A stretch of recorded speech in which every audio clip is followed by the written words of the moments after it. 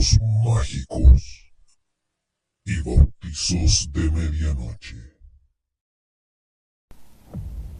Bienvenidos y bienvenidas a un nuevo podcast de relatos mágicos y bautizos de medianoche del Instituto Arcano Paracelso. En el podcast del día de hoy nos corresponde nuestra sección Chile Bizarro, donde hablaremos acerca de los Illuminati en la independencia de Chile. La idea de que los Illuminati estuvieron involucrados en los procesos de independencia de América Latina se relaciona con la llamada Gran Reunión Americana. Esta sociedad secreta también fue conocida como la Logia de los Caballeros Racionales y fue fundada por el venezolano Francisco de Miranda en el año 1797 en Londres, reconociéndose a sí misma como iluminada por los preceptos de la Ilustración. El apelativo de Logia Lautarina o Logia Lautaro se debe a los relatos que contó Bernardo O'Higgins a Miranda acerca de las hazañas del héroe mapuche Lautaro en contra de la dominación española, quien en 1546 se dejó capturar por las fuerzas conquistadoras de Pedro de Valdivia para así ganarse la confianza de los invasores y aprender de sus fortalezas y debilidades, que luego usó para iniciar una guerra contra el avance hispano. Miranda educó a los hermanos lautaristas en la idea de que ellos también debían convertirse en enemigos internos, supuestamente aliados para sus adversarios. El objetivo fundamental era lograr la independencia de América, estableciendo un sistema republicano unitario y un gobierno confederado, básicamente un nuevo orden mundial aplicado al cono sur de América. Se habló incluso de una monarquía criolla, idea que defendió hasta su muerte el hermano José de San Martín. Aunque nació y se desarrolló principalmente en Argentina, su influencia se extendió por otros países sudamericanos como Chile, el Perú, Ecuador, Colombia, Venezuela y Uruguay. Indudablemente, la logia lautarina compartía elementos en común con la masonería, sobre todo en cuanto a su carácter iniciático y secreto. Bernardo O'Higgins usaba en su correspondencia cierto lenguaje fácilmente identificable como masón, como referencias al gran hacedor, el gran dispensador de los favores, el señor de la luz, la estrella solitaria, el género humano como la obra, etc. Por supuesto, este tipo de sustantivos y adjetivos eran bastante comunes después de la Ilustración del siglo XVIII, que trataba de alejarse lo más posible de ideas y preceptos vinculados con la religión, especialmente con el catolicismo. A propósito de Bernardo O'Higgins, no debe olvidarse que el prócer tuvo una fuerte influencia tanto religiosa como filosófica en su formación educacional. Especialmente, en él tuvo importancia la Carta sobre la Tolerancia de John Locke, que sumada a la influencia de Miranda, hicieron del hijo del virrey del Perú un humanista con ideas muy ilustradas e iluminadas, más de lo que muchos piensan. En el aspecto religioso, por ejemplo, tenía una visión extremadamente racional, inclinada hacia la teología natural en lugar de la teología sagrada, es decir, tendía a probar y demostrar la existencia de Dios más por el criterio de la razón humana que por la fe. A la hora de buscar antecedentes de la logia lautarina en Chile y Argentina, debe retrocederse a 1811. Ese año, los hermanos Carrera, que habían regresado de España, tomaron el poder en Santiago. José Miguel ocupó el cargo de director supremo de Chile, iniciando la formación del Ejército Patriota. Instaló, además, el alumbrado público, compró una imprenta y publicó La Aurora de Chile, el primer periódico del continente.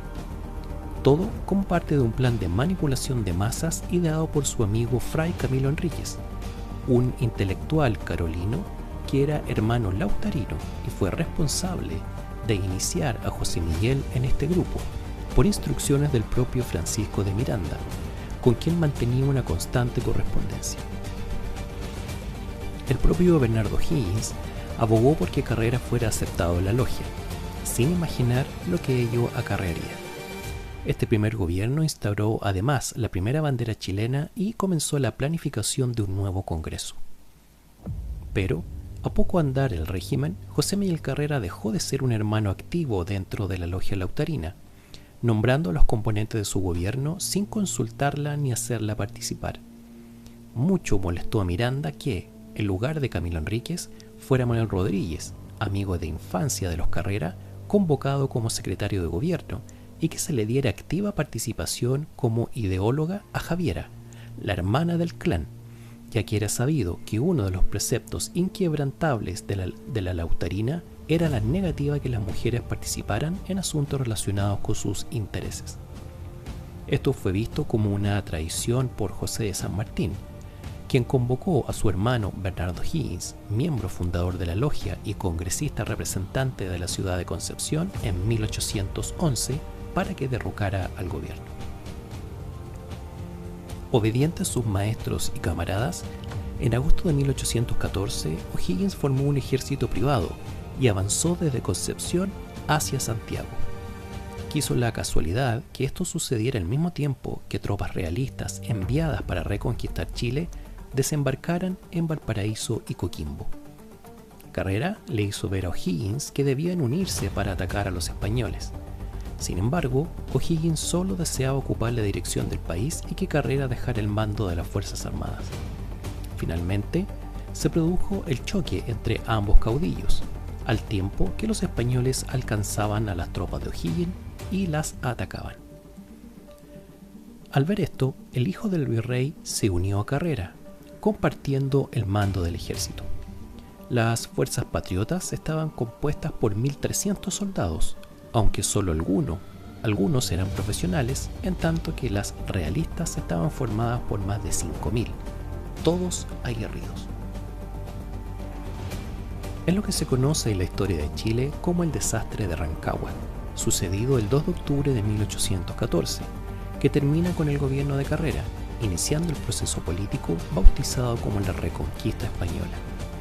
Es también uno de los instantes más controvertidos en la carrera militar de O'Higgins, cuando, en medio de la batalla y al ver que sus tropas estaban perdidas, reunió a sus oficiales y realizó una, entre comillas, carga, que fue en realidad una manera de escapar con la frente en alto.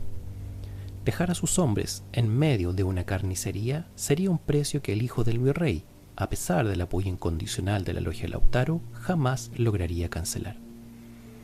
Pero hay antecedentes concretos de la relación entre los padres de la patria y los Illuminati. La respuesta es un nombre propio, Francisco de Miranda.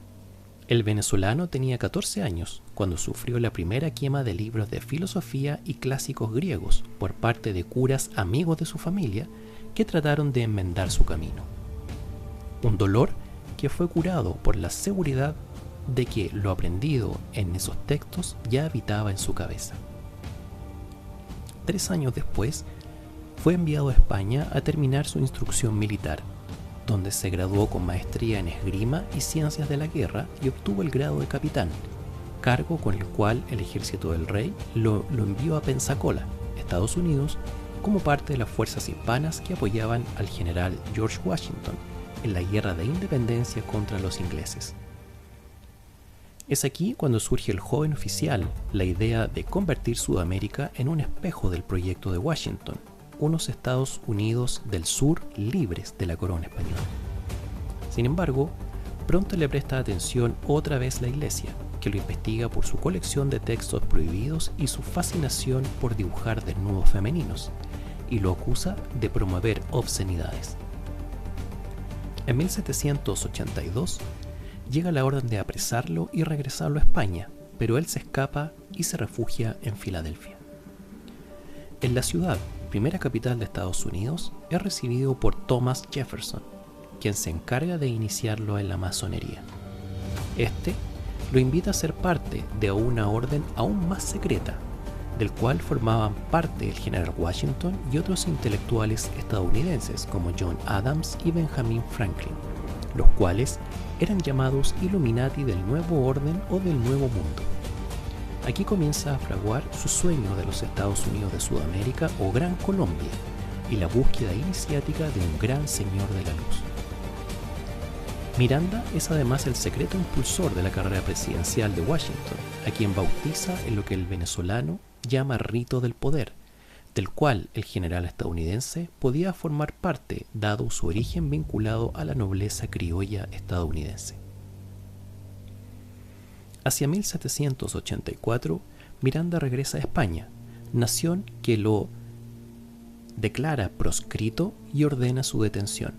Escapa de nuevo e inicia una aventura por Holanda, Prusia, Italia, Francia, Turquía y Rusia. En este periodo conoce a seguidores de Adam Weishaupt. De ellos, el venezolano abraza la idea de que la iluminación no solo es intelectual, sino también política y sobre todo monetaria.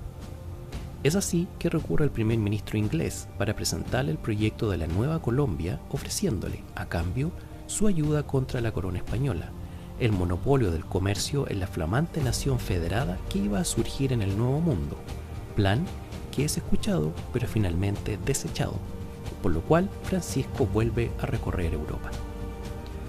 Hacia 1798, Miranda regresa a Londres como profesor de estrategias de guerra y esgrima en la Academia de Richmond, donde empieza a tomar contacto con jóvenes criollos latinoamericanos. Recordando la experiencia de los Illuminati de Jefferson, el venezolano se une a sus pupilos en su propia versión de este grupo con el objeto de conseguir la independencia de América del Sur de la corona española, liberarse del yugo de la Iglesia Católica y crear a la Gran Colombia, la unión del continente en una sola nación confederada. El famoso sueño bolivariano debería ser llamado, y con mayor justicia, el sueño mirandiano. Este ha sido el podcast del día de hoy en Relatos Mágicos y Bautizos de Medianoche del Instituto Arcano Paracelso. Nos vemos en un siguiente podcast.